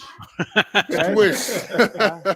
Okay, 83% or 84% from the line here in the PBA at least, and I'm pretty sure there's pretty much the same number wherever you played, Larry. Thanks for sharing your stories. Actually, AEOB. it's the exact same in Finland. Oh wow! See, Wow. wow. Talk about that. So we are an Eternity of Basketball. We like to thank PBA Archives and the Philippine PH Sports Bureau for the pictures and the information that we get for all the guests that we have. Of course, we are powered by San Miguel Corporation. You know that San Miguel is our sponsor on this show, Larry. San Miguel Corporation, in cooperation with Hinalaban Farms, Seryoso Chili Garlic, and Fitbit. We are part of the Globally Ballin Network. Thank you to Globally Ballin, Carla, Aaron, Claudia, the rest of the guys behind the scenes. We'd like to greet 3 of our guests, past guests, of happy birthday from this past week. Amang Ladores, Leo Isaac, and Nazareno Batoon, our celebrants for this past week. Thank you, everyone, for watching episode 162. It's now in the books. And we will announce our next guest as soon as we can on our Facebook page. Please follow our Facebook page to get updates. Larry, thank you so much. And I know you're probably going to go back to bed, but The it's sun's time out. for us. The sun's out. We're probably going to get on with our days. It's also my dad's happy birthday, 85th. So happy birthday, Pop. Happy birthday. Happy birthday, Mr. LP. Okay, so that does it for Happy this birthday. show. Maraming salamat. Maraming salamat. Thank you so much, Larry. Once again, thankful forever for you to be coming on our show. that's it for episode 162. God bless you all. We will see you soon. Larry, take care. I'll be in touch. Let's talk to Otto soon. Okay. Yeah. Thanks so much, See you in the Larry. Philippines, Larry. Come on, see you in the Philippines. Let's go. Okay. Okay. Take send the care, ticket. and hello to the Philippines. Yeah. All right. All right. Thanks, Larry. All right. Larry That's the show Found. for this week. We'll see you guys. Adios. Go, Carla. Okay. Take care. All right. Bye, Larry. Take care.